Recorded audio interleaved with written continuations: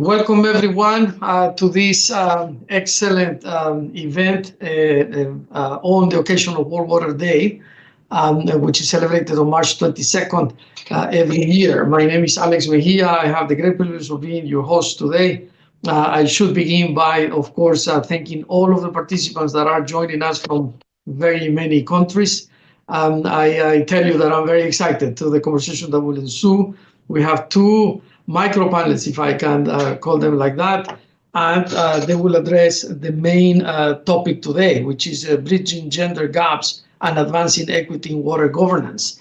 What could be more important than that on World Water Day, indeed? So let me, on behalf of UNITAR and the panelists here, begin by telling you that we also appreciate very much the support of York University, of UNDP, UN Water, UN Women, DESA, the UN Department of Economic and Social Affairs, the University of Surrey, Nova SBE University, Maxima University, and several other actors that have supported the UNITAR Global Water Academy. And as a way of introduction, allow me to ruminate on a couple of ideas. So this year's World Water Day theme is glacier preservation, right? The preservation of our glaciers. This is a most important topic chosen by our colleagues at UN Water, at the Secretariat of the United Nations, and within what I call the water ecosystem within the UN, but beyond the United Nations. I believe that this side event indeed will highlight how climate change driven and the melting of glaciers as a whole exacerbates water scarcity, disproportionately impacting marginalized communities. It's always like that. All these things expose vulnerabilities in society, and the ones that suffer the most are the ones that have the least. We are not pessimistic, we are realistic, but it's important to put it in a bigger context. And who are these marginalized community? Particularly women and girls. It's several actors. The UN prioritized them all, youth and aging, but yes, indeed, women and girls that should remain at the center of anything that we do.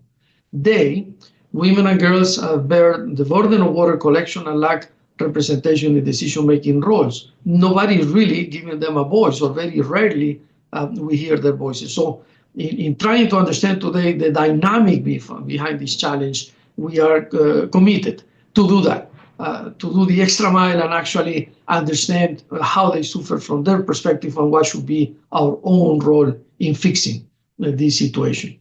Now, we are pleased to have this conversation, as I say, but allow me the little commercial, hopefully a commercial that will benefit all of you distinguished participants. UNITAR, with the support of the academic lead of the Global Water Academy, York University, under the leadership of President Lenton, who I would like to recognize from the very beginning, York University and UNITAR decided to take an endeavor to actually build a course that will be at the core of the capacity building effort when it comes to understanding water as a whole. And then two of our colleagues that I also like to recognize now, Professor Samna Sharma and our colleague Stephen Joyce, and several other people involved.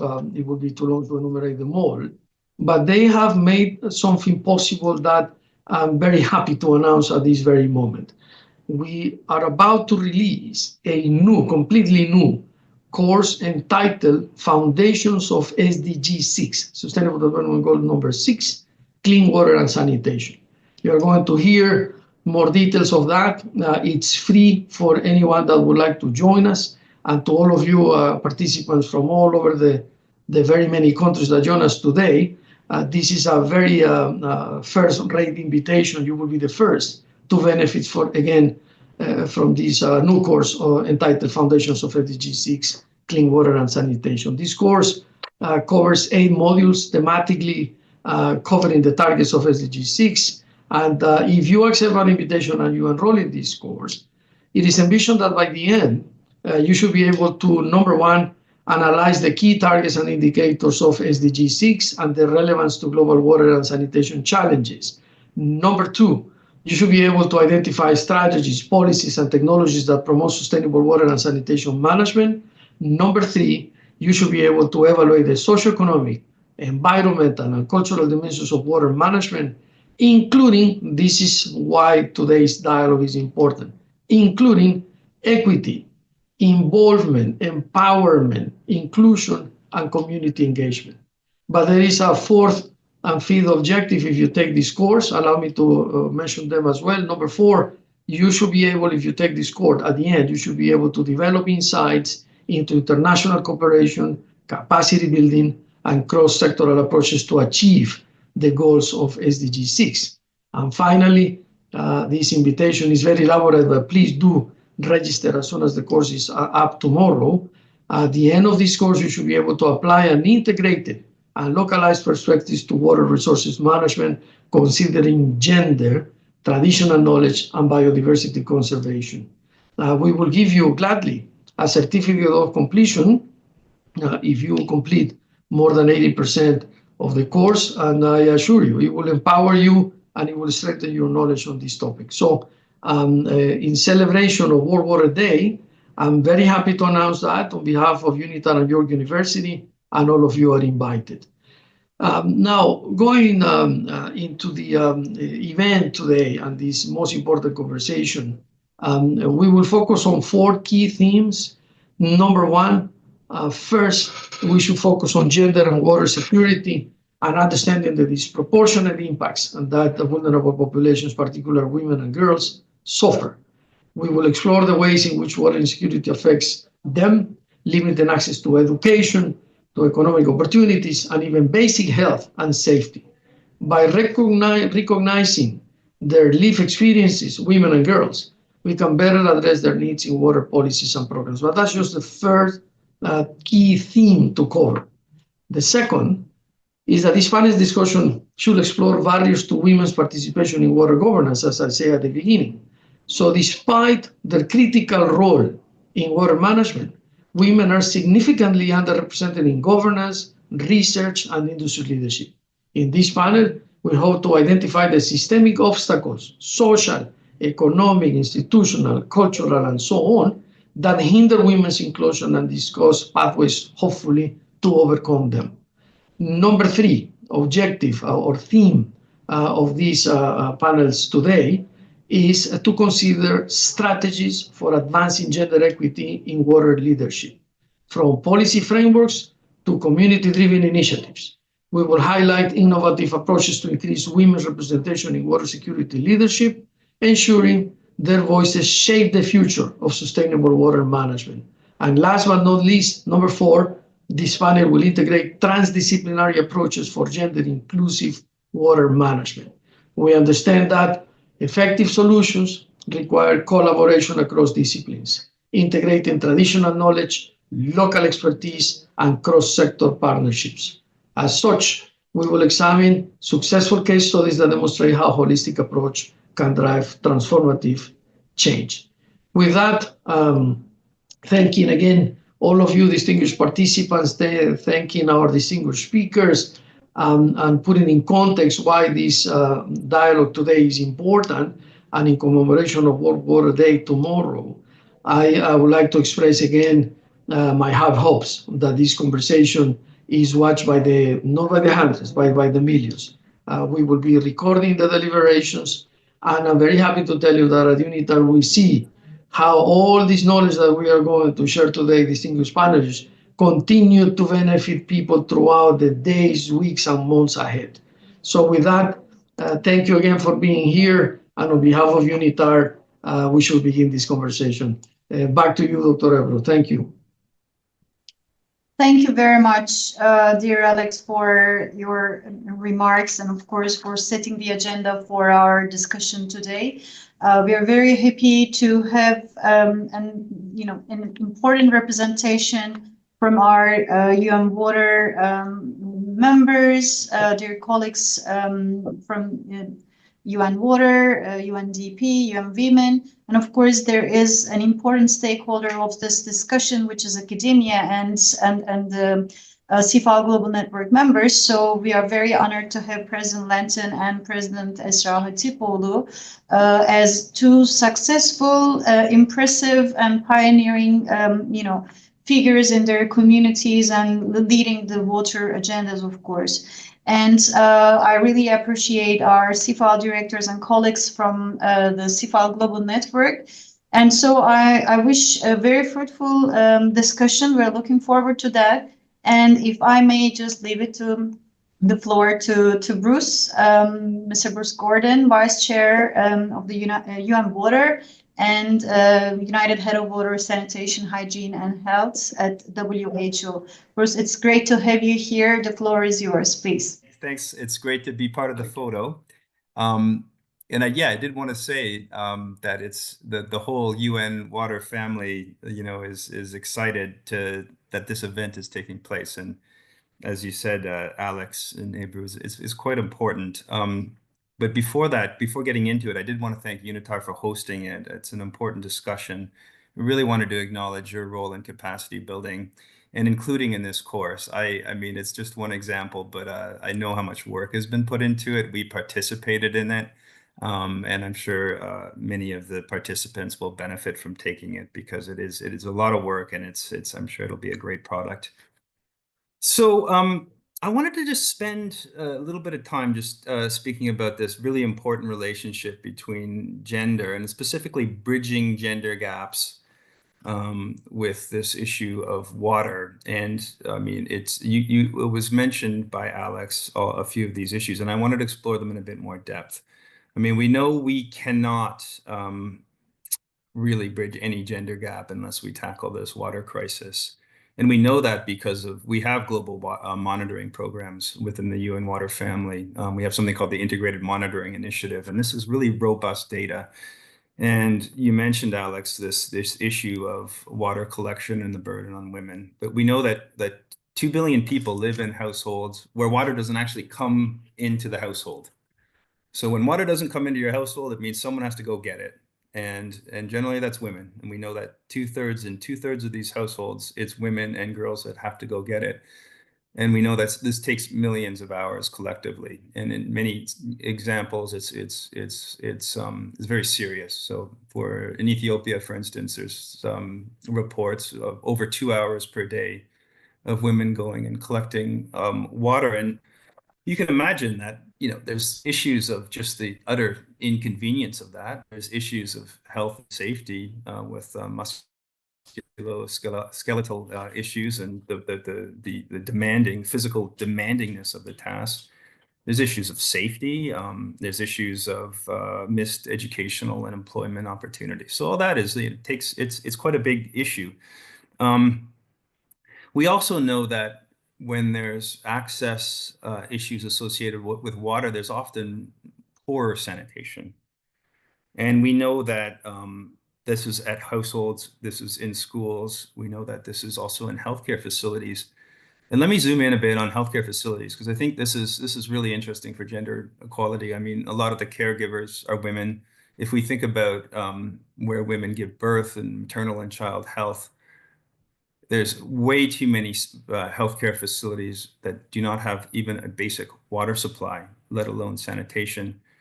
And we know that if you consider, even leaving aside the issues of healthcare acquired infections, of maternal and newborn health, imagine if you're pregnant and you have to go off site to go to the bathroom. It's an affront to dignity. So there's no way that we can get quality of care for maternal health unless we're able to tackle some of these issues. And then we have this issue of climate change, and we even talked about glaciers. I mean, this is what it's about, glaciers today. And all these issues are interconnected in the sense that, water sources are disappearing. These water sources, will make it even longer and harder in terms of, water collection. And we know that it's going to impact on basic rights. So this issue of women and girls being denied their human rights. So this is 50% of any given population. It's going to have long-lasting, profound impacts, curtailing educational and economic opportunities. So that's the impact. And I think the real issue that we wanted to get at here was what do we do about this? So when we think about women's participation in water governance, there's an issue of equity and engagement, but there's also a lot of evidence that if women are involved, we have better outcomes. And that's simply because they're impacted the most. So if the people that are impacted the most are not involved in a decision-making process, then we know that the decisions can't be great. Just to give you one example, we can zoom into an interesting country, Tajikistan, which is a leader on water issues. And many of us in the UN Water family have been there a number of times because of the conference they convene. But in a river basin in Tajikistan, women and girls increasingly are finding it difficult to collect water due to the higher temperatures and reduced rainfall and the melting glaciers. So less water is coming. Yet there has been some support in terms of climate investment funds, and local women are beginning to take part in water user associations and drinking water consumer groups. And they've learned climate resilient agricultural practices. So this empowerment, this improved knowledge, improved water storage, infrastructure, irrigation systems have helped meet agriculture and non-agricultural water needs. And so at the end of the day, this is just one example where women reported spending 75% less time collecting water, and that's really good for everyone. So we know that women and girls are underrepresented in decision-making, and we know that we need to have interventions that meet the needs of the whole community. So when we look ahead and looking ahead at some of the data and evidence that will be coming out, we have an SDG target 6B, which is aiming to support and strengthen the participation of local communities in improving water and sanitation management. And we know that requires gender responsive policies that empower women as leaders in water governance. And so we have a UN Water Global Analysis and Assessment of Sanitation and Drinking Water report that will be coming out towards the end of this year that will report on that. And hopefully there will be some good news as far as progress. I would lastly just want to touch on the road ahead. So improvements to water governance must be seen through a gender lens. We know that female health, safety, and dignity must be paramount in all water-related service design. And that's just to ensure no one is left behind and to cement this very needed equal status of women and girls. And we have seen in recent years numerous global and regional initiatives that have been co-led by member states and international organizations and other stakeholder groups that have garnered widespread support and influence to advance this agenda on gender equality and women's empowerment as it pertains to water. So UNITAR, thank you. The training programs and the platforms like the Global Water Academy, they play an essential role needed to shape water policies at all levels. We've seen the UN International Decade for Action that is maturing in 2028. I've talked about the UN Water Integrated Monitoring Initiative, the UNESCO World Water Assessment Program, its multi-stakeholder call for action for accelerating progress toward gender equality, and the Equal Aqua platform by the World Bank and the Women in Water Diplomacy Network. They're just a few examples of a plethora of activities that are happening today, and they're crucial contributions to the UN system-wide strategy. So I'm very excited about that. And as we look ahead to, I'll close with this, to World Water Day 2026, with its focus on water and sanitation's role in gender equality, we must draw attention to the need for a stronger women's leadership in water governance through capacity building and policy reform, investments in gender-sensitive water solutions, ensuring access to safe drinking water, sanitation, and hygiene for all, and promoting gender disaggregated data to inform better water policies and drive real change. Thank you. Thank you very much, Bruce. And as you mentioned, there's a lot of very interesting and important discussions going on, meetings going on today as we celebrate all around the world UN Water Week and Day. And it's a privilege for us to have you here. Thank you very much. And I would like to leave the floor to Mary Matthews. Dear Mary, welcome. It's another also our pleasure to have you here. The Mary Matthews is from UNDP. She's the ad interim water lead, ocean advisor, and ocean innovation challenge manager.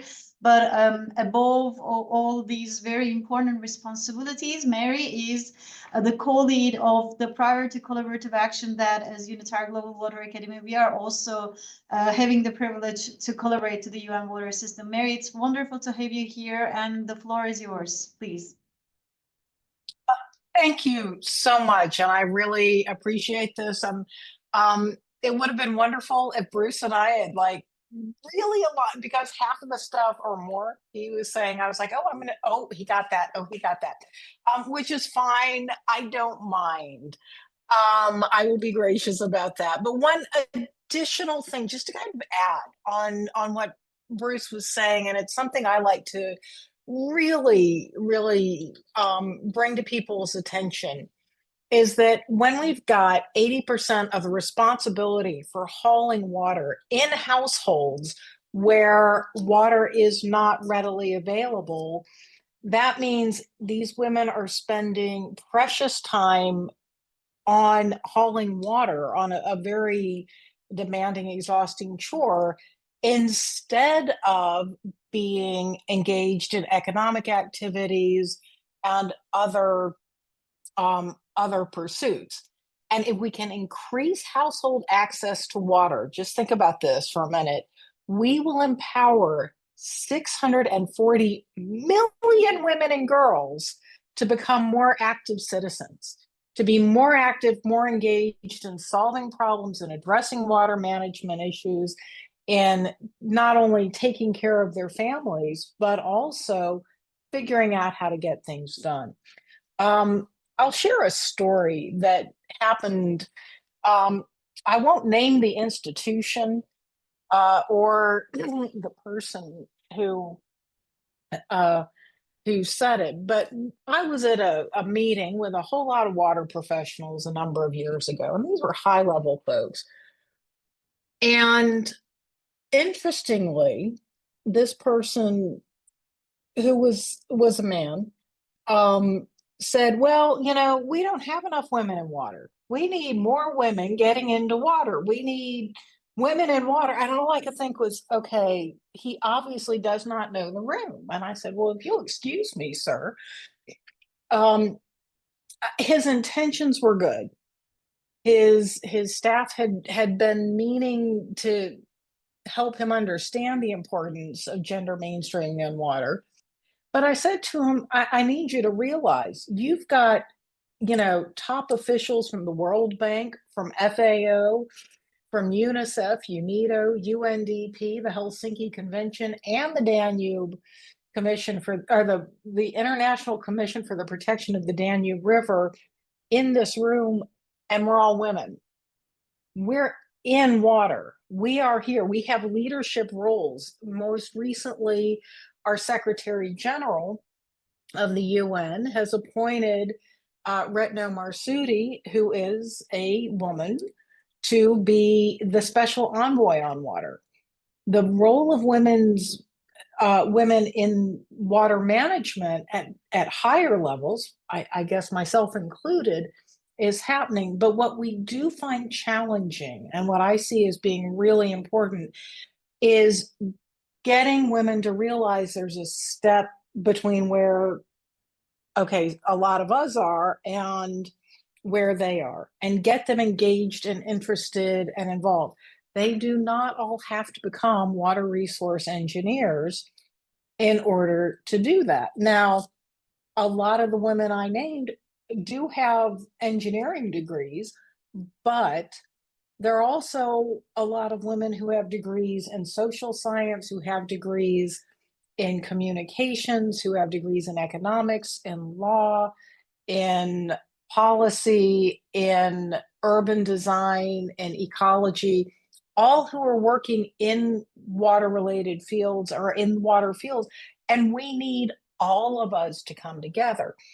I will say, I think one of the magical things that happened after that particular moment we had with that very senior official was afterwards we took a break.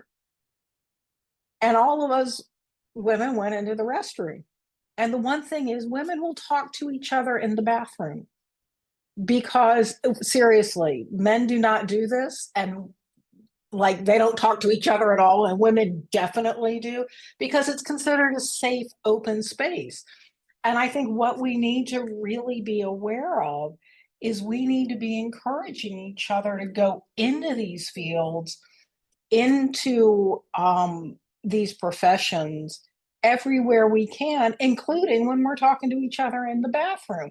I'm not saying men need to be talking to each other in the bathroom. I know you guys are a little more, well, you don't do that.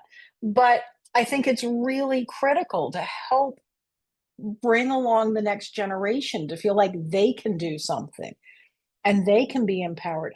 I am not a water resource engineer. I love my engineers dearly, but my engineers need creative thinking. They need social science thinking. They need economics thinking. They need ecology thinking.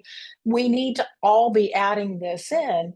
Overwhelmingly, it seems in the water field, women don't want to apply for the positions. They don't want to go for the positions that are at higher levels. And therefore, the next generation coming along really does need a lot more encouragement.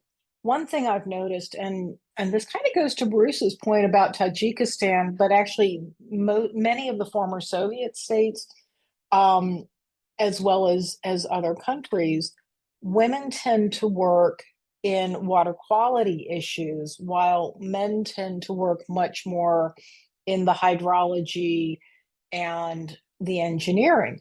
And I figured out why that is. It's because the women don't feel safe or as safe, or their families often don't feel as safe letting them go out into the field to do field work that hydrologists do, but it's okay for them to stay in laboratories and do water quality work. And yet, I think we're really missing some very key activities and engagement, especially when these women who have such amazing potential are not out there also, get this, talking to other women when they're out in the field. Very quickly, and I'll wrap up here. A number of years ago, I was working with the municipal water supply company of Azerbaijan. And one of the senior officials and I were talking, and he said, you know, Mary, when we go out in the field and we're trying to figure out where to put these various things, we'll talk to the men, but we listen to the women. And I said, why is that? And he said, because they know more about where the water is, where the floods happen, how the community uses the land than the men do, because the men aren't paying attention and the women are. And I thought that was a really important piece, and a very observant piece. We've got to keep working on getting young women engaged, involved, out in the fields, talking to each other, talking with stakeholders, because if we're not, and in other communities where it's not appropriate for a woman to talk to a man who's doing stakeholder engagement work, having a woman out there can open a lot of doors and give us a lot more information. So I'm just saying, you know, we need another 640 million women and girls becoming more active water stewards and active citizens. We need the rest of us to also get much more engaged. And I really do appreciate all the gentlemen who are so gracious and supportive of having us with them, as well as the guts it takes for you guys to listen to us, because I grew up in a world where that was not yet as emerged, and I really do appreciate the men who support gender mainstreaming and water management. Over. Thank you. Thank you very much, Mary. And of course, this number, 640 million women and girls, will remain with us probably for a longer while than this panel, and it's really alarming. Thank you so much. Yes, and I'd like to just go quickly to Priya Alvarez. Thank you very much, Priya, for joining us. Priya Alvarez is a senior expert on gender equality policies and legislation, specialized on gender responsive budgeting and gender-based violence from UN Women. Thank you for joining us today. I would like to leave the floor to you, Priya, please. Thank you very much for having me today in representation of UN Women. For us, this is a very important topic, and I have to say that this year is the 30th anniversary of the Beijing Platform for Action, and in 30 years ago, the term gender mainstreaming was coined in Beijing, and it was also defined as the global strategy for achieving gender equality. So for us, the title of this panel of this course is this event is really important. Is how to achieve better water equity and water management, while at the same time enhance gender equality, how these two things should come together. So for us, this is actually what we do at UN Women. So thank you, UNITAR, for this invite and this opportunity.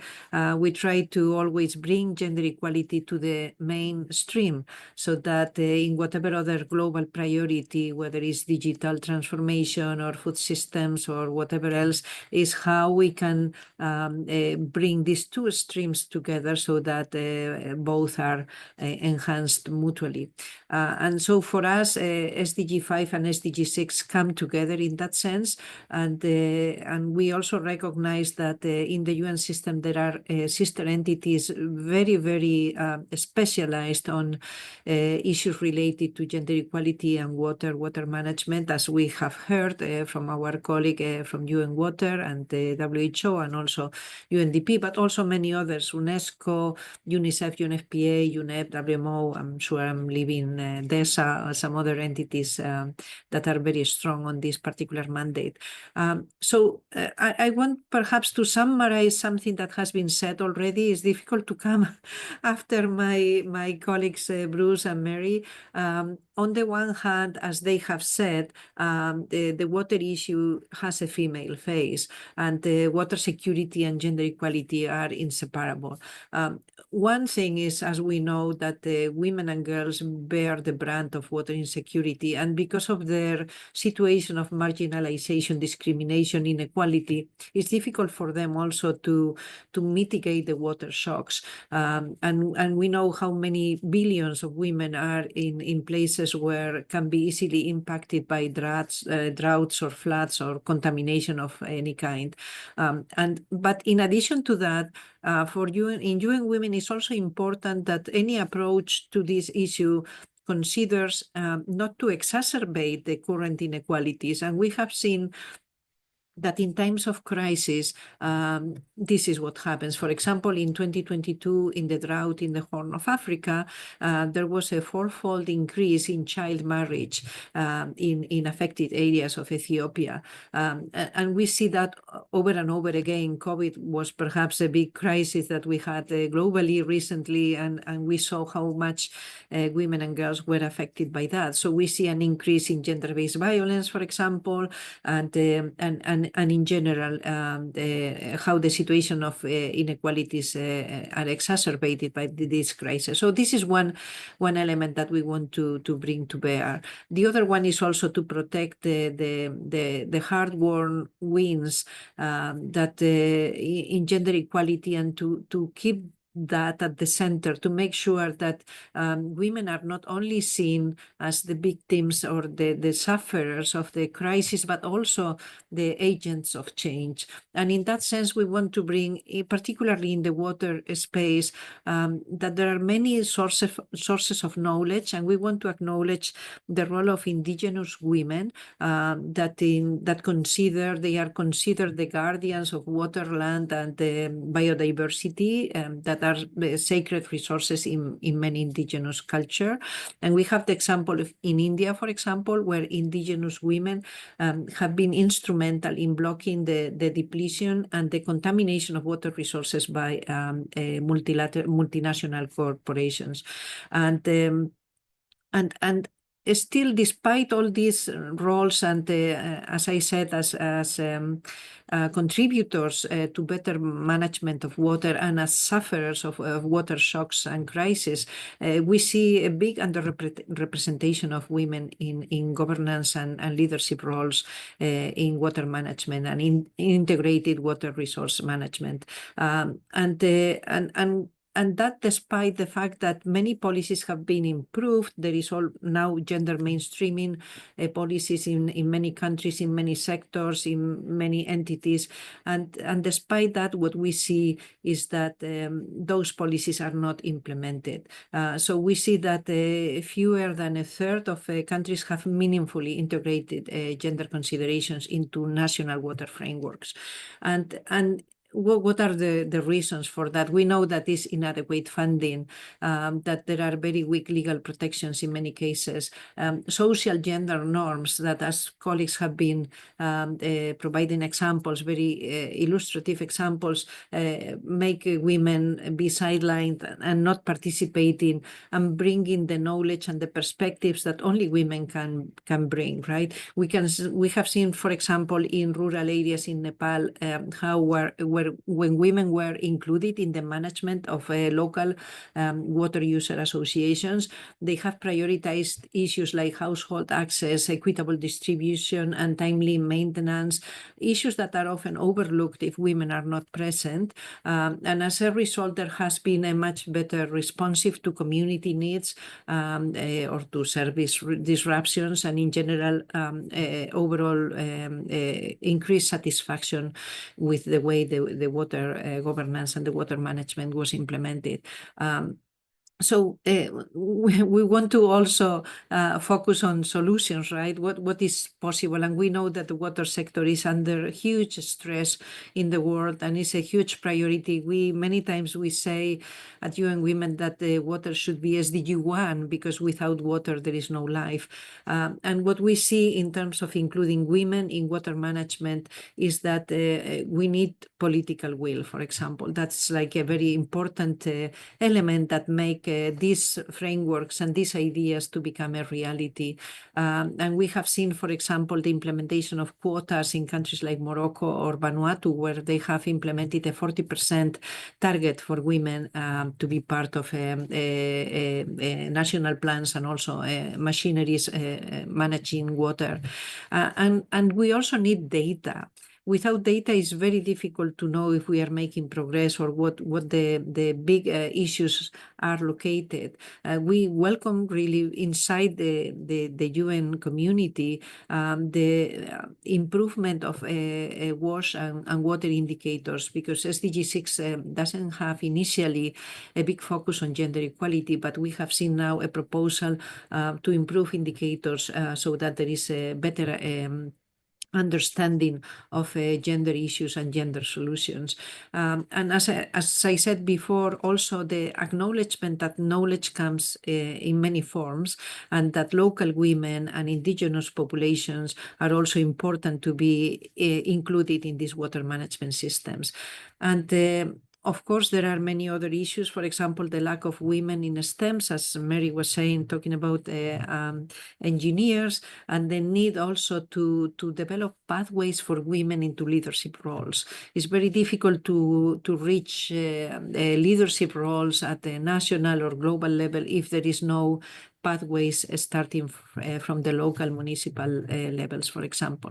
So let me finalize my contribution to this discussion saying that we are coming closer to 2030. We need to move together SDG 5 and SDG 6. We cannot fail. And we know that the challenges are immense, but we think that there is a hope and an opportunity if we are able to bring these two elements together. And water is life, and gender equality is also life, and we think that these two elements should be part of the future. Thank you. Thank you so much, Priya. Thanks for sharing the insights. Also, I really like the optimistic idea of considering that women are the agents of change, and I think this gives us an improvement and a very, hopeful direction to the future. So I want to just follow up from this moment onwards with our academic leads here in this panel. Academic leadership in evaluating barriers to women's participation in water governance, and we have two good examples here. I want to leave the floor to Dr. Rhonda Lanton. President Lanton, back to you. So thank you very much for joining us, and of course all your support since the very beginning to UNITAR Global Water Academy. Please. Thank you so much. Can you hear me okay? I have been having sound problems. Okay. Very good. All right. So good afternoon, everyone. Bonjour and bonjour. I'm really pleased to have an opportunity to join on this important discussion and to be listening to the speakers who have already presented and those who will follow on this incredibly important issue of our time, gender inequality and water scarcity. If I could just take a moment to acknowledge the UNITAR team. The invaluable partnership has really helped launch at York, the CFAL York. This is the first center in Canada to join UNITAR's global training network, but also, of course, the UNITAR Global Water Academy. And if I could also acknowledge Sapna Sharma, the inaugural director of the Water Academy. She's such a talented professor in York University's Faculty of Science and a York Research Chair, and we wouldn't be here without the foundational role that she has played in establishing and leading the UNITAR Global Water Academy, and really its mission to tackle the diverse aspects of the water sustainability crisis. My own background a little bit is in gender inequality, and I want to say that systemic inequality can manifest in a myriad of ways. And one is, of course, the unequal provision of opportunities for economic and social advancement, a reality that women, as well as people with disabilities, members of racial, ethnic, religious, sexual, and other minorities have faced throughout history and continue to face in the present.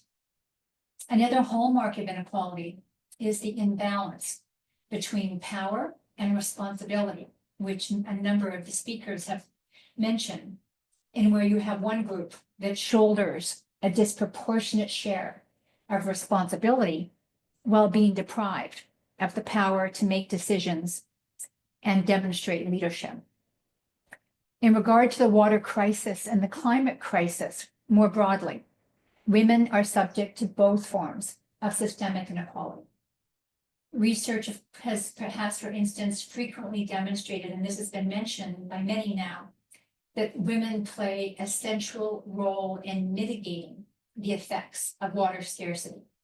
It's not only shouldering the burden of water collection, but that burden, it limits their education, their employment, their economic opportunities, and it of course also exposes them to greater health and safety risks. Despite their crucial role as water providers and the disproportionately negative impacts they face because of the water crisis, women still are often underrepresented in decision-making and leadership positions that could relate or could result in better water governance, benefiting from their expertise, their practical experience in diplomacy, policymaking. This pattern, unfortunately, is not unique to water governance, but is instead true across many different fields, disciplines, and sectors. And just some of the many factors influencing this that I think we believe we have to consider is gender bias, conscious and unconscious, gender-based stereotypes, a lack of role models, resulting from some systemic underrepresentation, a gender division of labor in relation to household and childcare duties, limited access to networking and mentorship opportunities compared to men, hostile work environments. People in the chat, in the Q&A, have really been talking about gender inequality, but also, geopolitical issues that have started now to result in water being used, as an instrument in conflict and war. Many of these factors intersect. The systemic underrepresentation of women makes it harder to access networking and career advancement opportunities. This is a chronic issue that has been recognized by the World Economic Forum. And yet we know that women leaders make a positive impact. During COVID-19, women-led countries, Denmark, Finland, New Zealand, they were characterized by a more communal and compassionate leadership style, which was positively correlated with the more effective management of the pandemic and lower death rates. Regarding the broader climate crisis, studies have also found that countries with higher proportions of women in parliament are more likely to ratify international environmental treaties and have stricter climate policies. Nonetheless, women around the world still remain often restricted by or limited to the duties they fulfill in the private sphere, which prohibit their full participation in the public sphere. I've been on so many panels where people talk about work inequity, where nobody ever mentions the disproportionate responsibility that women have simply for childcare, and in the absence of national childcare, the implications of that. Looking at data from my own country, from Canada, in business, recent data by Equileap shows that board membership in Canada is still only 36% female. Only 30% of executive roles and 32% of all senior management positions are held by women. In government, women represent 31% of elected members of parliament. And in my own industry, academia, women hold only 30% of university presidencies. Progress has been made, but as these figures show, even though they have increased over the past few decades, there is much work to be done. And that is equally true in the formal water workforce. While they are underrepresented at all levels of this sector, women are consistently overrepresented in the unpaid work of managing water, sanitation, and hygiene resources at household and community levels. In 7 out of 10 households, women and girls are primarily responsible for water collection, but in water and sanitation utilities, they only comprise between 17 and 25% of workers, with even fewer in management roles. In fact, women are frequently first responders to both ongoing water crises and emerging disasters.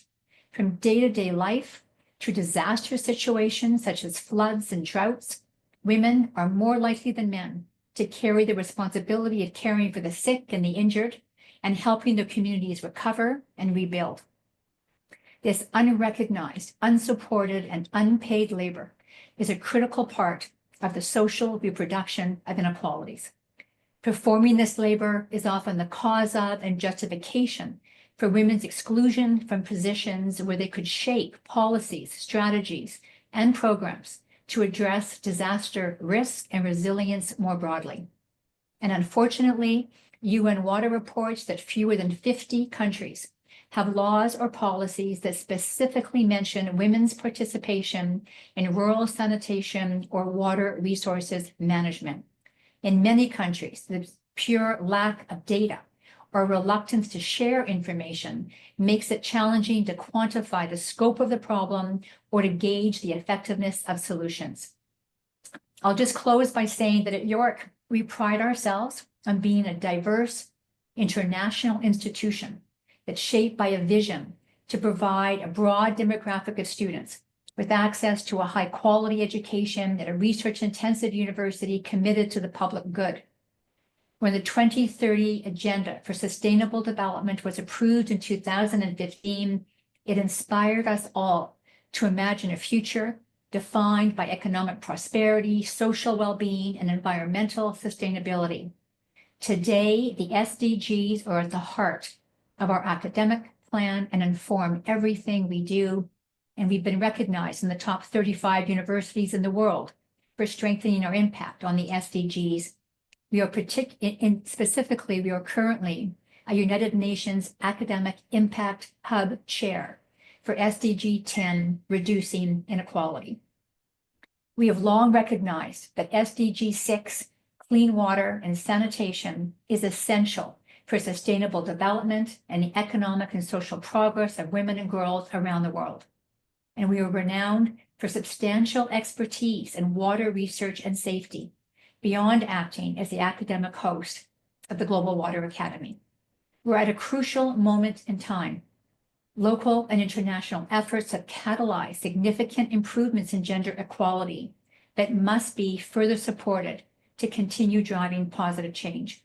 And this is particularly important considering the current discourse where certain countries are advocating for the erasure of not only the core elements of diversity, equity, and inclusion, but of the SDGs themselves.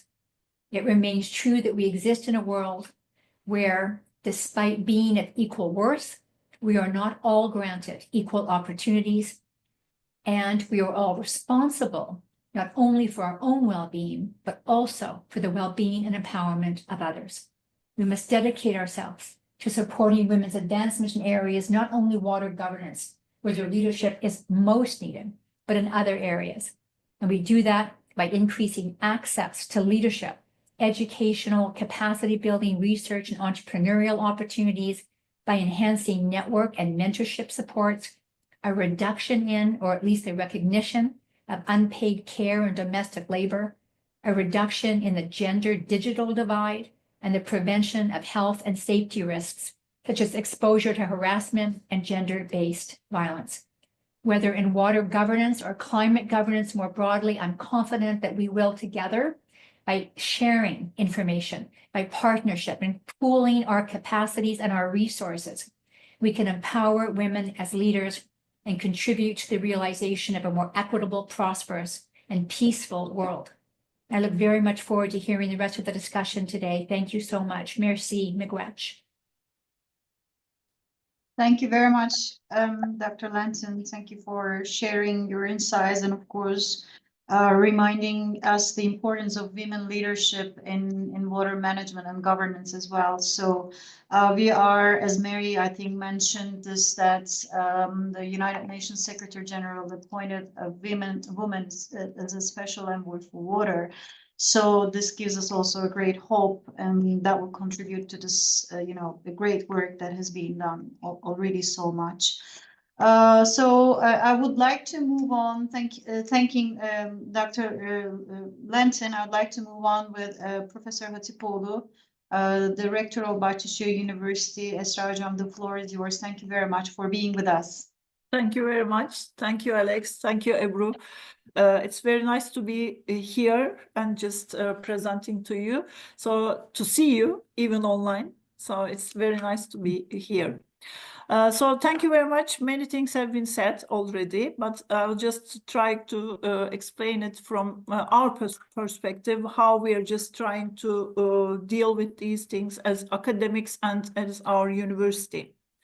First of all, I really like to start by stating that women face similar barriers and obstacles in governance nearly in every sector. So the measures that we are taking are more or less the same. So what we are talking about now here about water governance, we are also taking it women in different sectors governance as well. So this is very important, and I truly believe that we stand at a crossroads where the visions of sustainable development, gender equality, and effective water governance converge. So this is very important, and here the role of academic leadership in identifying, evaluating, and addressing the barriers hindering women's participation in water governance is not only essential, but it is a moral imperative. So this is really very important for us. And we all know that all know the significance of gender equality in water governance. What we are doing as academics and as our university. We first identify barriers to women participations in governance in any sector. So we first really started to deal with social and cultural norms. What are the cultural beliefs and traditional roles that place women at a disadvantage in governance? So we first of all deal with all these cultural and social norms in different ways. And we also focus ourselves on the reluctance from women to assert their voices or partake in decision-making discussions. Why women don't like to be in the decision-making processes. And then we are just trying to understand these and trying to take measures from academic point of view. And then we really focus ourselves on limited access to education and training. And then we are just dealing with why many women and girls have some limited access to education or specialized training programs relating to water management, governance, and policy. Once we are focusing ourselves on limited access to education and training, then we're trying to take precautions from academic point of view for the benefit of whole society. The third thing that we focused on lack of representation and network opportunities. Since the number of women is less than the male population, we focused on different networks where women can have networks through and just support themselves and aspire leadership roles and what they can take from others. So this is, we are just trying to put women who cannot have any networks into different networks and dealing with these barriers as well. And the other thing is some economic disparities, which is very important for us. Economic vulnerability really prevents many women from dedicating time and resources to governance participation. So we are just trying to think what we can do for hindering this economic disparities, what we can do for this. And there are also some institutional resistances that prevents women to be in governance positions because most of the institutions, especially in Turkey, often developed cultures that do not really give priority to gender equality. So we are just trying to improve this process, but now this is another very important thing. After just recognizing the barriers, then we put our role in this process. The most important thing that we focus ourselves is the data collection and also research, which is very important because identifying barriers women face in water governance is not enough. So we're just trying to collect some data and also to focus our research agenda on gender participation. We really try to understand better the nuances of these challenges and what these challenges can really make these women in a better position, and also how these recommendations will help them. The second thing that we are doing is just developing our curriculum. So we really develop our curriculum and we integrate gender studies and water governance into the curricula. So by promoting interdisciplinary approaches, we can enable students to explore the intersections of gender, environment, politics, and economics. And really, we believe that education can train the next generation of leaders to recognize gender biases and advocate for inclusion in their future roles. The third thing that we are doing is capacity building. We really initiate programs that engage local communities in discussions about the importance of women participation in water governance, workshops, seminars, and training sessions that can empower women with skills and confidence to take on leadership positions or roles. These interactions also foster dialogue between researchers and community stakeholders, ensuring that policies are grounded in local realities. So we are just trying to increase the awareness among our students. The third thing is policy development. We really collaborate with governments. We collaborate with NGOs.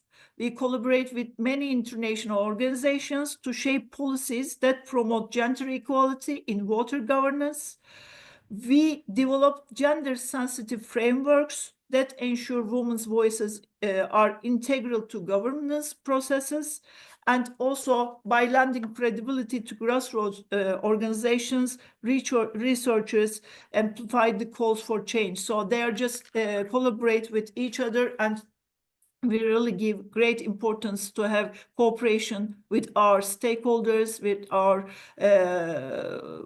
partners, so that we can create some policy development and also advocate the importance of women in water governance and in governance in general.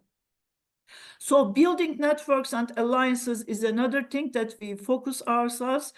Establishing platforms and networks connecting women in water governance, enhance their visibility and capacity. So we are just focusing ourselves on these issues, and by facilitating, which it was also mentioned before, some mentorship programs, which are very important in general, and academic institutions. As academic institutions, we create supportive environments where women share best practices and inspire one another. So another thing that we really like to have is highlighting success stories. So this is very important in our university and in general in Istanbul and in Turkey. So we really try to highlight the success stories of the women. So it is very vital to showcase narratives of women who have successfully navigated barriers in water governance, in governance at all.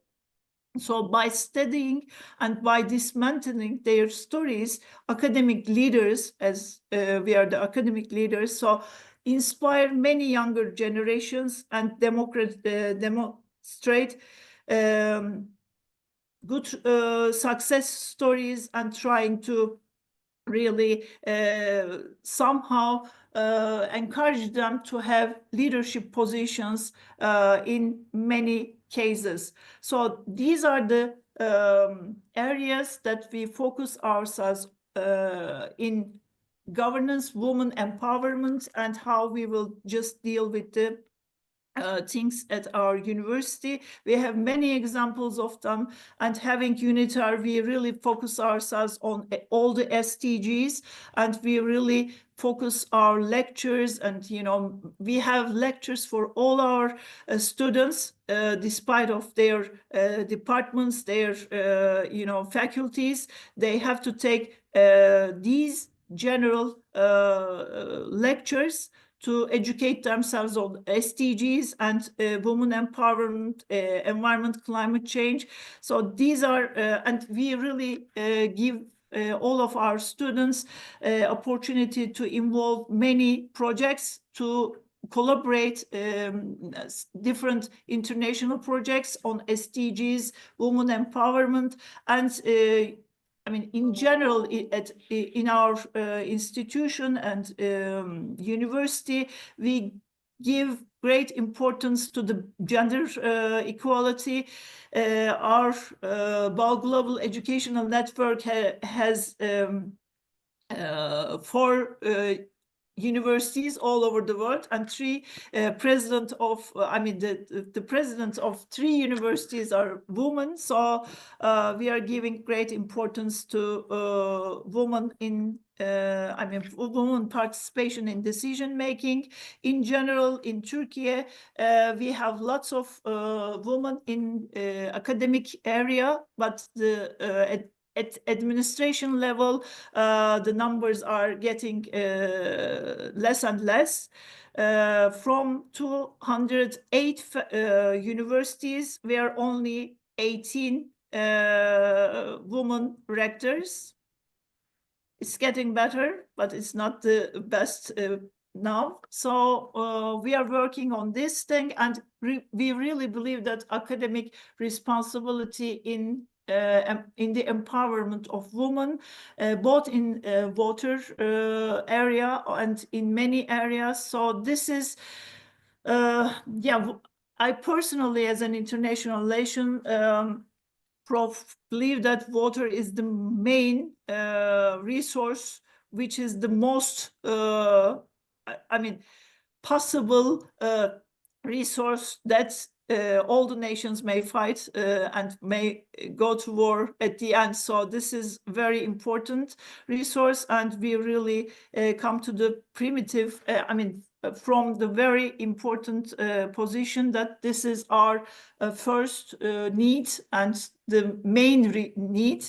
So we should just protect, and we really like the woman to be inside this decision-making processes, because it's really regarded that woman is the most, woman is using the water more than men in general. So this is really important in many senses. So we must really support, empower, and uplift women's voices in water governance. Thank you very much.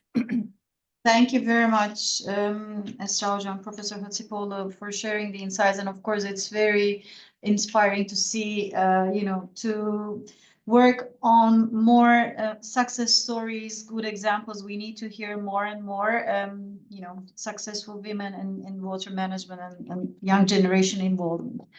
I would like to quickly move to the next session for the strategies in research. We have colleagues and professors who has spent their careers in science and research in this particular field.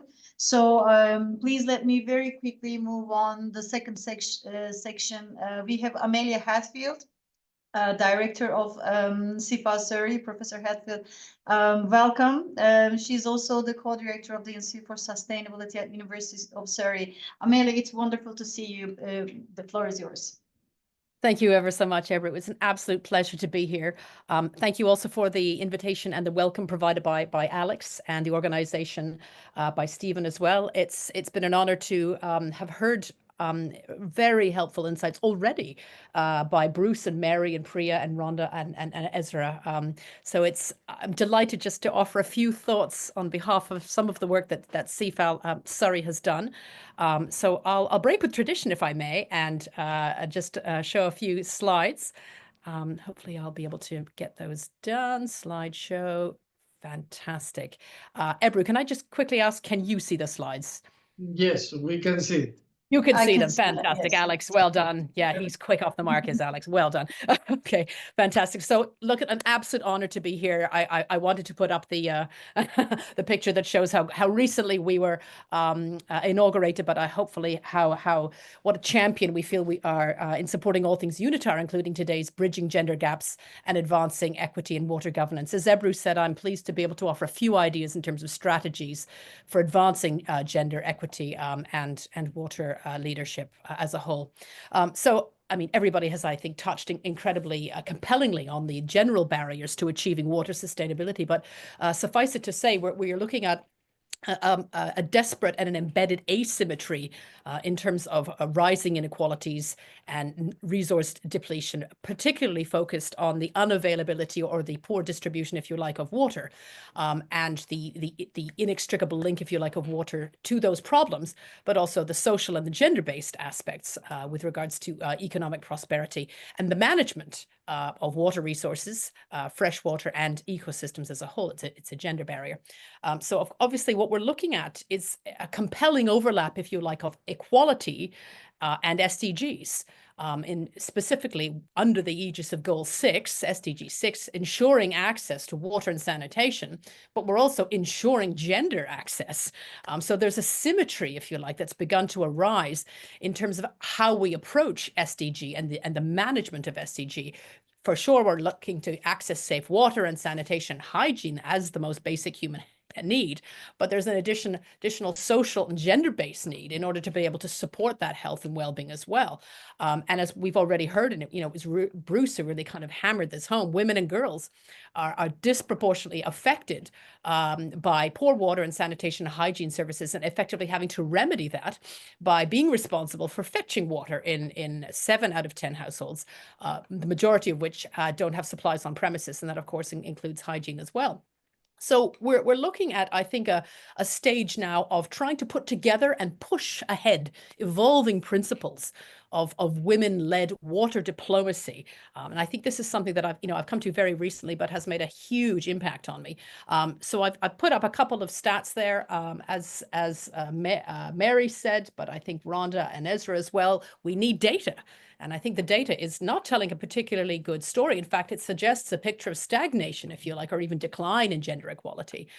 So I've put up the 2024 Global Gender Gap Report that suggests, it's a very marginal pace. It's very sort of iterative. At this rate, it's going to take 134 years to reach gender parity. And ladies and gentlemen, that's just not good enough. So we need to work much, much harder. Water security is absolutely central to our abilities and civilizational ability to push forward. But it plays a foundational role, as we now know better, in gender equality as well. And I'm interested in how the management of water and its distribution is shaped by governance structures and policies and decision-making processes on the one side, but how we pull women and girls into those governance structures and policies and decision-making processes on the other. So not failing to do so is going to limit the ability of women and girls to be able to, make a change. And it's going to perpetuate not just the poor management of goal 6, but the cycle of inequality on which that goal effectively has begun to rest now. So what I'd like to do is, suggest that there are methods for that we can move in, and I'll make a few little suggestions on this. But what we'd like to see is more women experts and leaders around the world being much more deeply engaged in first of all, awareness, but driving local, regional, and global actions to support and sustain water resources. And if we fail to do this, women are not going to be on the decision-making map, the water map. They will be vastly underrepresented at all the most important levels of formal water-related decision-making positions. So I'd like to highlight, and I'm sure everybody here who's far more of an expert than I am, the amazing work that's taken place since, I think, 2017 of the Women in Water Diplomacy Network. This, for me, is a vital example. It's a wonderful case study of getting it right, of applying gender equality principles, not just to water, but to decision-making and water diplomacy. So this network has really honed in, it's really zoomed in on elevating women's participation in what I'd like to really support, water-related negotiations and the decision-making processes, building resilience by really looking at where water is the most insecure, those regions where it's most insecure around the world, or even dangerous, and fostering cooperative and inclusive governance. So what the network does is it's really pressing the reset button. It's encouraging decision makers to think, a bit more broadly, to start being a bit more inclusive in terms of their leadership, and being a bit more focused and a bit more aware of the equitable and sustainable water management, and the way in which that necessarily needs to contribute to global peace. Sorry, guys, this is just popping up there. So what I'm interested in here is what the Women in Water Diplomacy Network has done. And that's the application of the principles, actually applying principles of gender equality to water diplomacy processes, and the way in which that's contributed to a broader recognition of the benefits, the really great benefits of inclusion within water and climate-related decision-making. And what they've done in the past couple of years, this network has begun to pave the way, and I put the LinkedIn information there for you. It's begun to pave the way for transformative water diplomacy and a series of women-led practices that are reshaping the core principles of what I think effective water diplomacy can achieve. So there are a number of principles that have begun to emerge, and I've got a couple of slides just to cover this, and then we can move on to the next speaker. So again, what we're wanting to do is we're highlighting and investing in women to accelerate water-based solutions, SDG 6 in particular. So the network and many others like it, and of course there are many others as well, are pushing women to gain mentorship, to have transformative knowledge, to have specific skills, to highlight visibility. But all of this, I think, lining up, it stacks up to empowerment. It empowers them to take on leadership roles in their areas of expertise. And platforms, like the network, but others as well, enabling participants to talk to each other and to share experiences. I was very touched by Mary's suggestion that all the great discussions take place in the bathroom. That's true, but also I think in many other areas as well. So we want to foster trust, and we want to build collective strategies and cross-border coalitions, because of course, actually, the problems suffered in one particular zone or one particular region, in many ways could be applicable to others in terms of trying to find those climate-related solutions as well. And also, let's think about, the ages here. I think it's gender-based, but within the gender, it's intergenerational. So there's a sort of interface there that ensures that the lessons learned, are going to be passed down and also significantly improved as we're walking ahead. So 2 slides here, this one and the next one, that demonstrate how incredibly important it is that we have equal and inclusive gender participation that can actually practically now and sustainably in the future meet water and climate challenges. So one is it's a real wake-up call. The status quo is not neutral. We have to be very aware of how hard we're going to have to push on the current system. Retrenched power asymmetries have for years and years marginalized women's experience. So we need this response to accelerate efforts, first of all, to break down those asymmetries, including what I've got here, mainstreaming approaches to actively dismantle biases in policy. And I'm sorry, there are many of them, many biases in policy and practice and representation. And this is why we need to have much more directly targeted support for women water experts, actually categorizing them as women water experts, leaders, and indeed diplomats. And then from there, I think moving on to sustainable and resilient solutions. So I've consulted a bit of the research in this area, and from this field of women, peace, and security, it really, really demonstrates, it really shows that getting women, on board, ensuring their participation in things like water equity, peace processes, negotiations, really is very strongly aligned. It's very positively correlated that produce outcomes where you get real results, much more sustainable agreements, much greater likelihood that that's a sustaining, long-lasting agreement, and massively reduces the chances of relapse in terms of those conflicts. And then the final 2 points here I'd like to make is the next step. Of course, networks are good, but we need a global community of women water leaders, and UNITAR is perfectly placed, along with its CFAL centers, to begin to really actually make this happen in the core zones around the world. So making sure that meaningful inclusion of women and those historically marginalized groups are reached. We need to pull them much more accountably into the decision-making process. And this is a systematic application of a gender lens. It's a gender lens across all SDGs, but starting with SDG 6, because of course, World Water Day. And again, to come back to the requirements that Rhonda and Ezra said, we need the data. Without that data, we will make the wrong or poor assumptions and inadvertently reinforce the status quo and current inequalities as well. And then under here, care and well-being. I do think we kind of overlook this in terms of climate-related decisions. We are aware that the majority of the work is done by women. So what we do is we need a much more gender equitable perspective that suggests and reinforces that policies have to address the labor burdens, the time burdens that water insecurity, for many, many years is placed on girls and women, as Alex said at the beginning, and it's created those systems that alleviate, and we need to create those systems that alleviate those pressures as well. So it's all about the targeted support to women's well-being within the water sector. And then I'll just finish off with the final slide. Sorry about the VPN, it's very persistent, as to what CFAL Surrey is doing. And that is the School of Engineering, which I was delighted to get a bit more information on. And the categorization of our School of Engineering as a World Health Organization, collaborating center for the protection of drinking water.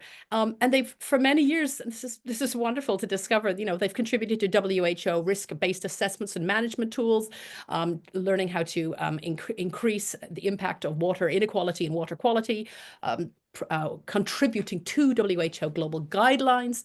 And this is really, what CFAL centers should be doing, developing training materials for public health officials on risk surveillance on drinking water. Now that's great, but what I'd like to do is pull that together with all the great stuff that we've been talking about today and demonstrate a bit of collective impatience, if you like, on what has become a very stagnated and perhaps quite a persistent status quo issue in terms of pushing ahead on women's water diplomats. So I'd like for CFAL Surrey, I'd be very keen to work with UNITAR on this, want to support World Water Day, would like to support and work with the Global Water Academy, Streams of Change, of course, which is going to be coming up quite soon, and other things will be participating, Women in Water Diplomacy Network.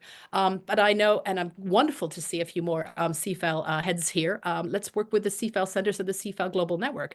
And what I'd like specifically to do is to begin to offer training in women water diplomacy, supporting women to fully and effectively participate, but influence. That's the key. Influence water, climate-related decision-making. And then having a look as to where in the world we might be able to help via capacity development, obviously supporting the original place that the diplomacy network began, and that's the Nile, but Central Asia, Afghanistan, Southern Africa, North America, South Caucasus, and Eastern Europe. So that's it for me. I'm going to stop sharing and return to the panel with my thanks. Thank you.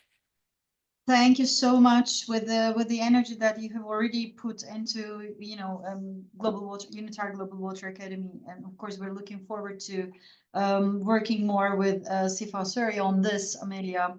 And it's a wonderful idea to to start working on the women and water diplomacy. So excellent, thank you very much. We take it as a call.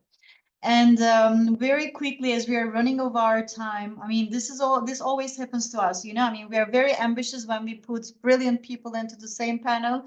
And of course, it's so inspiring to listen from you and learn from you. So I would like to move on with Sapna. Dear Sapna, thank you very much, not for joining us, but also for putting your energy in creating this, this event today. So it's great to have you here with us. Please, the floor is yours. Thank you so much, Ebru, and thank you everybody for all of your inspiring remarks today.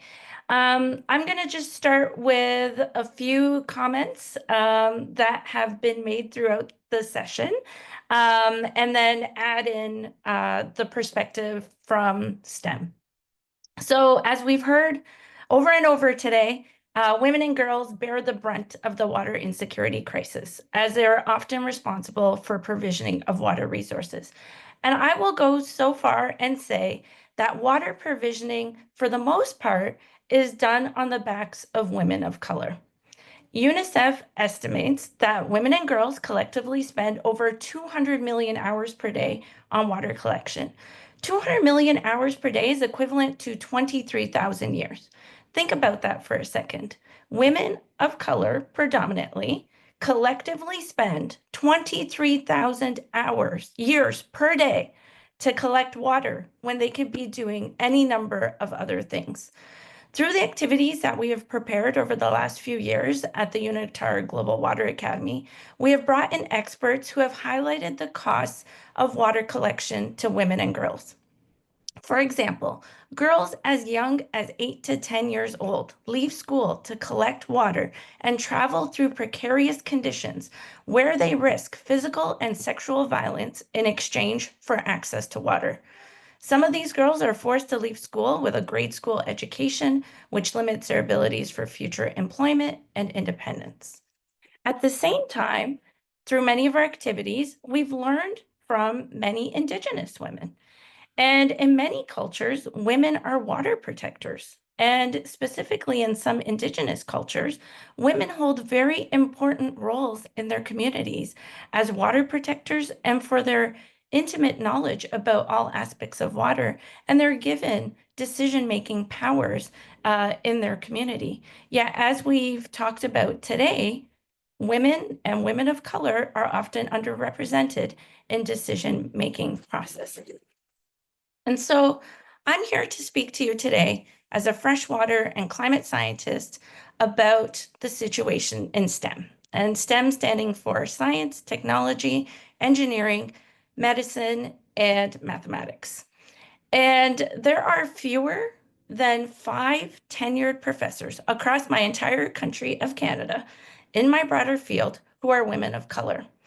And this great study led by Professor Asmarit Assefa-Berhe and some of the members of the fantastic Advanced Geo team published in Nature Geoscience in 2021 highlight the unacceptable conditions that underrepresented individuals, women, Black, Indigenous, people of color, LGBTQ+, people with disabilities face, and particularly individuals who are at the intersection of several of those categories in the sciences. So the previous paradigm that we were taught is that women and underrepresented individuals encounter a leaky pipeline, as if accidentally or by passive diffusion, underrepresented individuals were lost from decision-making positions, even when women and men were equally represented at the undergraduate and even graduate levels of education. Professor Berhe and her colleagues show that underrepresented individuals face a hostile obstacle course in STEM, which you can see in this cartoon that they presented. There are now widely documented reports of bias, harassment, discrimination meant to exclude women, people of color, LGBTQ+, and people with disabilities in STEM. So what can we do?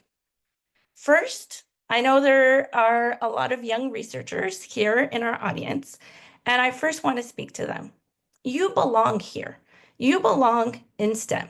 All people, regardless of identity, belong in STEM. We know from research, extensive research, that including diversity in our workplaces increases creativity, productivity, and innovation. So what can we all do?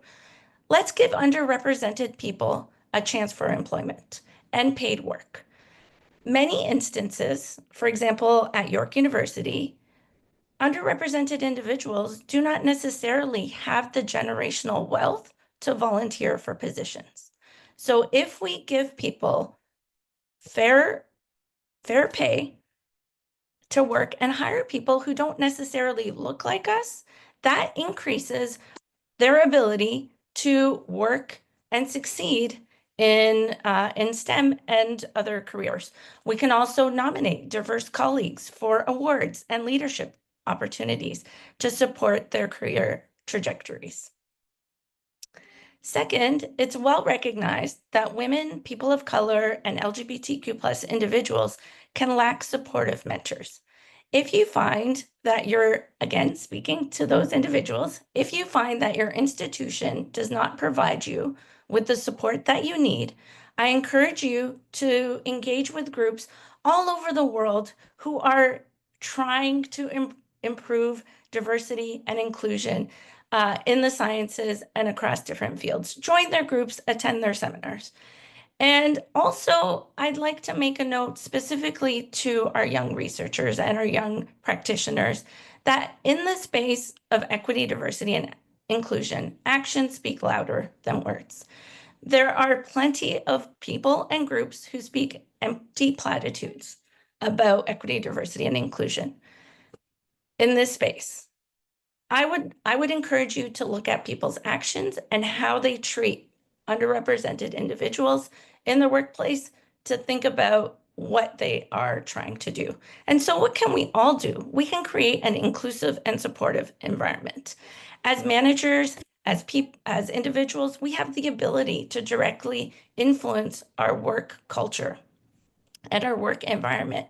And creating an inclusive and supportive work environment provides the conditions for all individuals to thrive and for all of our work to be collectively more innovative and productive. And third, it's okay to leave a toxic environment. This is, again, speaking to underrepresented individuals. If despite your best efforts, things do not improve, you can leave a toxic environment. You do not need to endure racism, harassment, or abuse in your workplace.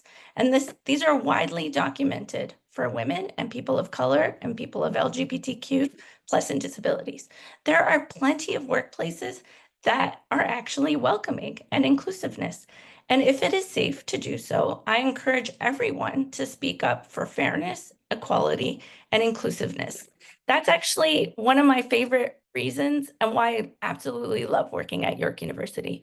Social justice is a cornerstone and the hallmark of the values of our university, whether it be students, professors, or staff. Many of us feel safe and supported to speak up for fairness, equality, and inclusiveness, and it creates an environment of support where everyone can thrive. So thank you all, and I look forward to the rest of the statements.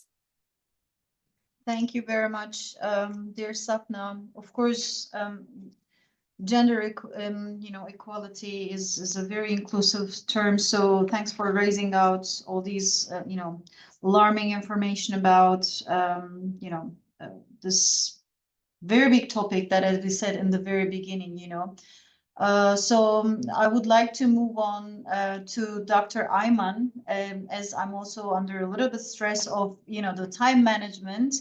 Dear Ayman, it's a great pleasure to have you here. Dr. Ayman Al-Barakati is the director of SIFA Saudi Arabia, and within the vision of 2030 of Kingdom of Saudi Arabia, he's been a great collaborator in the field of water government. So thank you very much for all the support that you're providing us with. And so the floor is yours. Thanks for joining us. The floor is yours, please. Thank you so much, Dr. Ebro. It's really great pleasure to be here today with you all. Also, my appreciation goes to Mr. Alex Mkia and the entire team at UNITAR for hosting this important and timely gathering. I also acknowledge all the discussions being addressed before. My appreciation also go to the distinguished speakers who participated in the discussion on academic leadership and evaluating barriers to women's participation in water governance, as well as to my fellow panelists in the sessions. So it's as we focus today on the strategies in research for advancing gender equity in water leadership, I begin with a conviction rooted in both evidence and experience.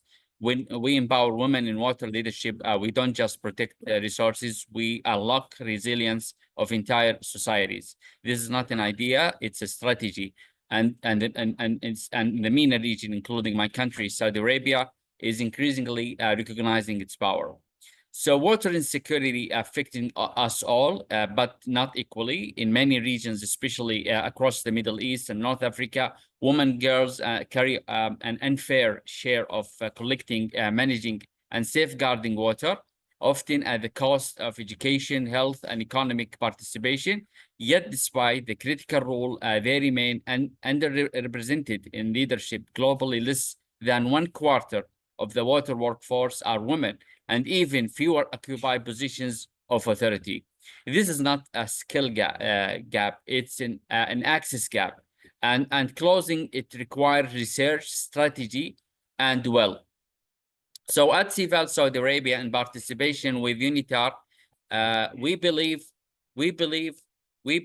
that research must more likely identity problems. It must drive solutions. Let me share 5 key strategies we are championing to advance gender equity in water leadership. 1, collect and use gender disaggregated data. As my colleagues just mentioned that previously, a good policy begins with the good data. We must gather detailed information by gender, age, and context to understand the disabilities and target interventions effectively. Promote women's participation in decision-making. When women are the table, outcomes improve. Research confirmed that projects with female leadership are more sustainable and more impactful. Institutional relies in gender inclusive policies. We must move from optional inclusive to systematic equity, to appointing gender focal points, integrating gender in water governance frameworks, and settings immeasurable goals.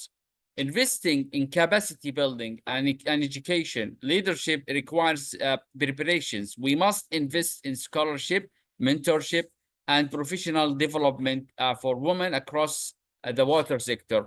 Address the cultural norms and social barriers. Real inclusion demands cultural intelligence. We must challenge restrictive norms, elective women's voices, and support gender transformative leadership at all levels. Develop and adopt new indicators to track equity progress. While we align our work with global targets such as SDG 5 and SDG 6, we also recognize the need of new context-sensitive indicators, ones that capture leadership inclusion, institutional transformation, and gender outcomes in localized water systems. Because we do not measure, we cannot manage, and what we fail to measure properly, we risk ignoring. These strategies are working, and we have evidence. In Liberia, there are evidence of FACE African, founded by Sarankaba Jones, has improved the wash infrastructure while empowering women in local governance. We also have an example in India, in Central Asia, and globally forms like International Forum on Women and Water that provide a platform for connection, innovation, and change. These stories remind us when women lead, water systems thrive. In Saudi Arabia, we are proud to be part of the national transformation guided by the Vision 2030, which placed women and youth at the center of development, governance, and sustainability. Under the leadership of His Royal Highness Prince Mohammed bin Salman, this vision has led to tangible and measurable reforms. Women labor force participation has more than doubled from 17% in 2016 to 40% by 2024, encouraging them to be part of the decision-making policies. Women now serve in the ministerial roles, lead universities, and contribute to sectors previously inaccessible, including environmental, sustainability, and water governance. Reform in education, employment, legal rights, and entrepreneurship are not only empowering women, they are transforming the national narrative. This achievement reflects not only progress, but also to the policy-backed commitment to the equality. And yet, water governance remains crucial for where this momentum must continue. With sharper data, stronger representation, and dedication leadership development. As CFAL Saudi Arabia, we are proud to align our work with SDG 651 and 6B1, promoting participatory water governance, and SDG 552 and 5C1 by ensuring that gender inclusion is not aspirational, but it's institutionalized. We are not observing the transformation, we are contributing to it. So today I close with this: water is not gender neutral. It's a challenge that experienced difficulty, and its governance must reflect those differences. Let us move from data to decision, from policy to practice, and from representation to leadership, because the future of water security will not be decided only by infrastructure or funding, but by who is empowering to lead. Thank you once again to our host and all of you. Let us move forward with purpose, with equity, and with hope. Thank you so much. Thank you very much, dear Dr. Ayman. Well, thanks for sharing these good examples as well from Liberia, India, Central Asia. So these are all truly inspiring. And we want to move on with Dr. Vinita Thapa, gender specialist on Global Water and Sanitation Center at Asian Institute of Technology. Dear Vinita, it's a pleasure to have you here with us today. Please, the floor is yours. You're muted, please. Thank you, Dr. Ebru, and hello, everyone. So I'll just dive into the topic. So one of the major challenges we face is the exclusion of women and marginalized groups that we've already heard. especially from decision-making in the water sector. So our strategy is to implement a range of tangible solutions that drive inclusive water leadership and workforce participation. So we recommend enforcing gender and intersectional quotas in water governance bodies. For instance, mandate that a set percentage of leadership roles are held by women, persons with disabilities, and sexual and gender minorities.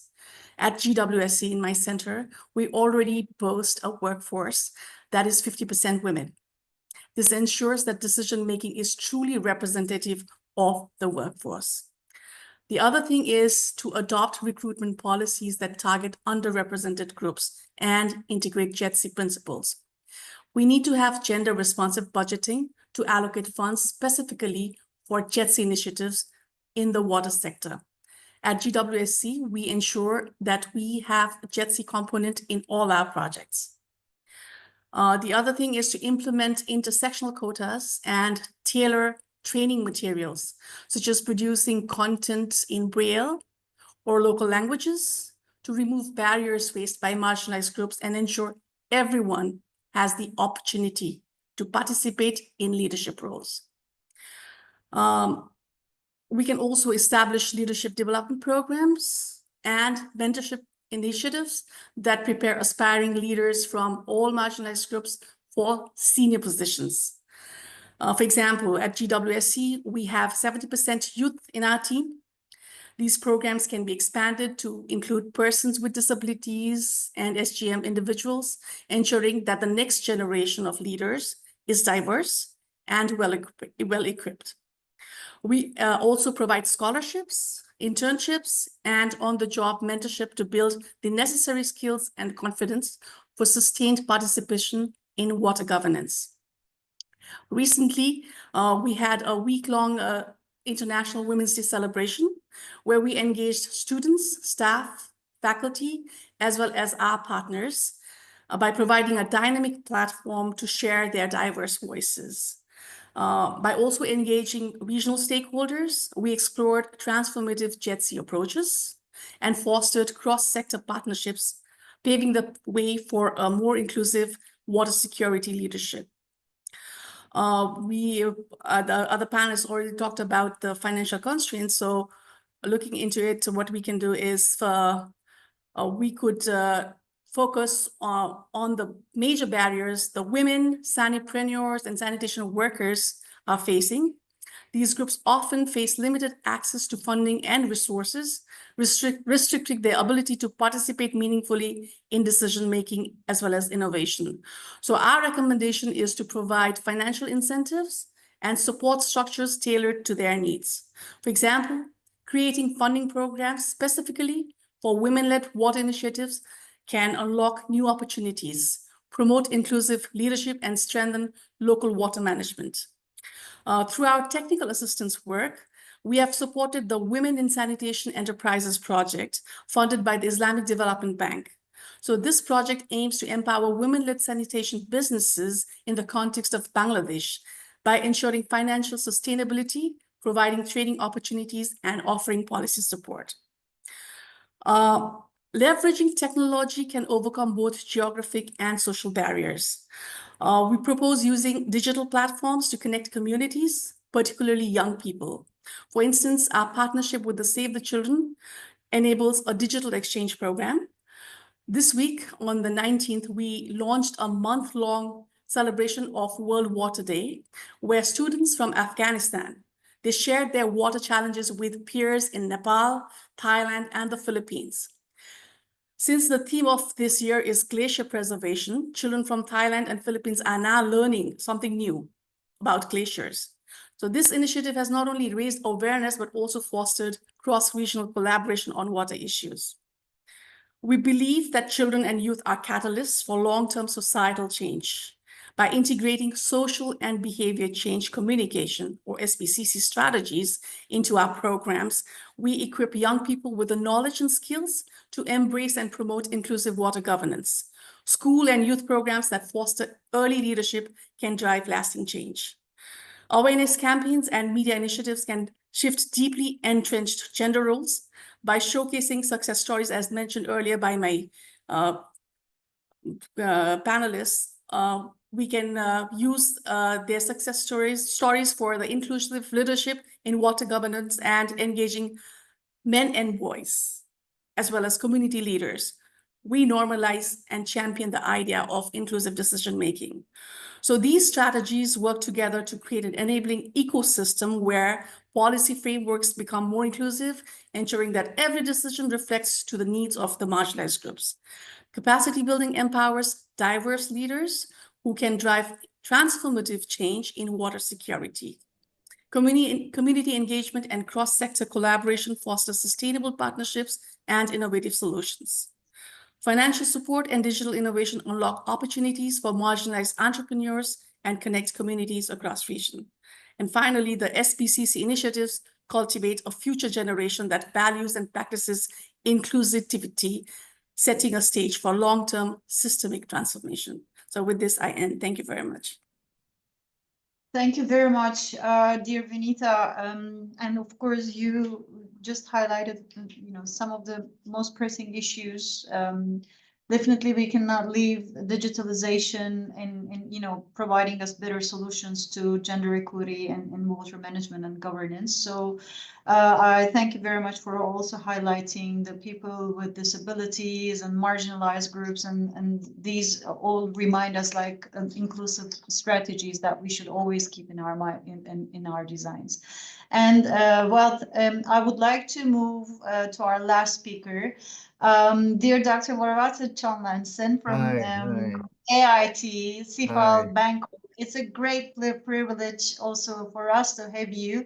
Apologies that we made you wait, a little bit longer than expected. No worries. It has been a wonderful discussion, extremely insightful. So I would like to leave the floor to you. Thank you very much. Thank you, Alex. Thank you, Bruce, and thank you, Stephen, and everybody. Very nice, very pleased to meet you, and also listen to a very useful comments and also suggestions on the genders mainstreaming into the water governance. And since our topics, is related to the research on the women leaderships there in the water governance, so I would like to highlight on the practical example that we don't need to start from zero. We don't need to reinvent the wheel in order to accelerate the gender inclusions in the water governance. We have example, for example, CFAL Bangkok is now working with the Mekong River Commissions, and the Mekong River Commissions has the new leadership, which is the women diplomats, and we are now looking forward to work with the Mekong River Commission through the leadership, who is the woman, in order to integrate or mainstream gender equality and also social inclusions into the program of the Mekong River Commission. So we have the interpoise, we have the opportunities to really work on research that we can also give the recommendations on the national policies on water governance and also regional policy on the water governance. We also giving recommendations to address the gender equalities in water sectors by differentiate of the ecosystem, so that we can identify the groups, the girls, the women's, and also the marginalized group, in order to address their challenges and problem, and also put them into the into the model that we can run the model equations, and we can also to address the policy solutions. So it is very important to look at the ecosystem. It is very important to also look at the data that we have to collect. The data cannot be collected at national level or subnational level, but also it have to be collecting from the ecosystem level, and that will be able to help us to really put into the equations of developing good development solutions there. We also work with the Mekong Delta, which has a lot of organization that we have a very good in 3 points. We found that in Vietnam, especially representing the 13 provinces in the southern Vietnam, the women's are the majorities of playing the leadership role in knowledge transfers. So in the Policy Academy Region 4 of Vietnam, more than 50% of the women are, playing the role of the facilitators, of the chain leaders, and also of the faculty member of the academies. So when we are looking at this one, we can also transfer the knowledge. We can also introduce the research on the water-related sectors, especially in the Mekong Delta. So these academy, which can also focus on the capacity development and also capacity buildings. So these also can looking at the social inclusions and also community inclusion, that we can also integrate the women gender equality into that. The next one that we would like to suggest that has been talking about is gender mainstreaming, and we are looking at gender mainstreaming is as part of the process of the policy solutions and also research solution. But I would like to recommend that we can also set this as a policy outcome. We can also look at the research outcome and see how the women can play the important role at the end of the day of the program and projects that we are giving interventions. So this means that we have to understand what we want to do, and also we have to understand what we want to highlight or address for the gender equalities in our program and projects.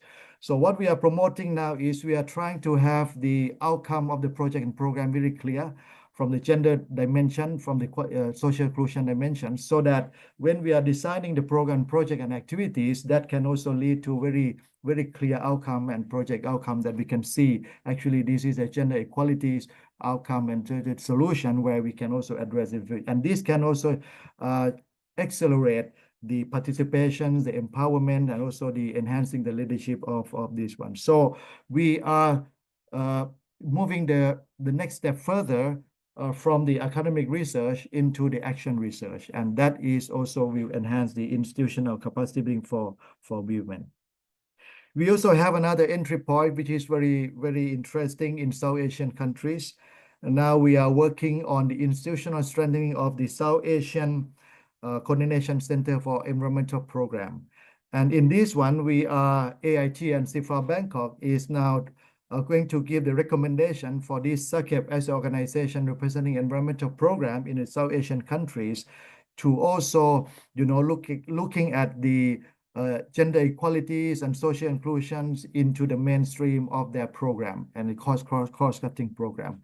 So we have opportunities to discuss, and also we have opportunity to, initiate the research programs that we can have the gender equalities and social inclusions into the program that representing the environmental program in South Asian countries. And another example and another work that we are doing, we are working with the ASEAN working groups for climate change. And after we are discussing the ASEAN working group on the climate change, we found that 65% of the projects that they want to access to the green climate funds of the ASEAN, countries is related to the waters, water governance, and also the water resources project. And with that, we can also, trying to see the entry points of integration of the gender equalities and social inclusion. It is a program and project in the early on stage of the proposal development for the green climate funds. So there are a lot of opportunities for the action research, for the practical research, that we can translate these gender equalities into the real practice, and encouraging, the local stakeholders, the key players, women and girls and young generation, to see what actually the solid participation, the decision making can be made from the real project that we are working on. So I would like to, encourage everyone in this meeting, and also the CIFA networks and also our partners organization, to join this into, moving forward with producing the leadership on gender equalities and social inclusions in our program and projects. Thank you very much. Thank you very, very much. And it's with great pleasure to see, that it is very important to collaborate more on data collection, analysis, and data-driven policy making and implementations, of course. So thank you very much. And AIT and CIFAL Bangkok plays a critical role also for this within the CIFAL Global Network, and of course for the UNITAR Global Water Academy works. So thank you very much, Doctor, for joining us and for your patience, of course. Dear, colleagues, partners, dear speakers, well, our apologies for being very, bad in the time management, but this has been a really very insightful discussion. So unfortunately, we'll not be able to take Q&As already that we are over our time. But I want to thank all the participants as well as, all those very much interested and engaged audience. There have been very important, interactions over the chat box. So I want to thank everyone who shares their views also in the chat box, which are very valuable for us, that will definitely be taken into consideration for our future works. And as we bring this discussion to a close, I want to take a very quick moment to reflect on what we have, intended to achieve and what I might say, we have accomplished today.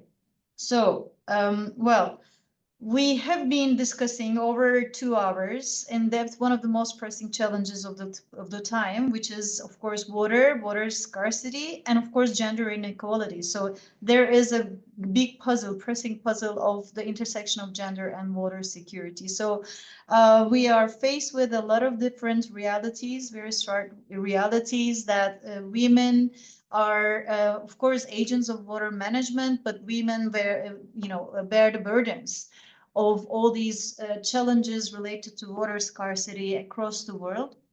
And that's why there's, I think, one solution for us to engage, more in this very pressing topic, and of course to go from, move on from this moment onwards. So we believe that this conversation will not end today. And of course, we must commit in more actions in a more interdisciplinary way, in a more multilateral way. Academic approaches are very valuable, of course, research and development, as well as the decision makings and, the role for politics will pay, So I think there is a lot of room for SDG 17, which urges us for more partnerships to achieve our objectives, as we had said for this panel today. We aim to analyze the intersection of gender and water security. We aim to evaluate the barriers to women's participation in water governance. We are full of different proposals of strategies for advancing gender equity in water leadership. And we heard very important insights on this during this panel. And of course, last but not least, was our ambition to look for proposals and avenues to integrate interdisciplinary approaches to gender inclusive water management. Of course, these are all per se very difficult, sort of headlines, chapters for us to take actions. And of course, we need to think about how to take the actions. So what are our methodologies for that? I want to thank, my colleagues at UNITAR who made this event possible today. There has been, a very busy, background preparations for that. So I really want to thank all of them who are involved, and York University for sure.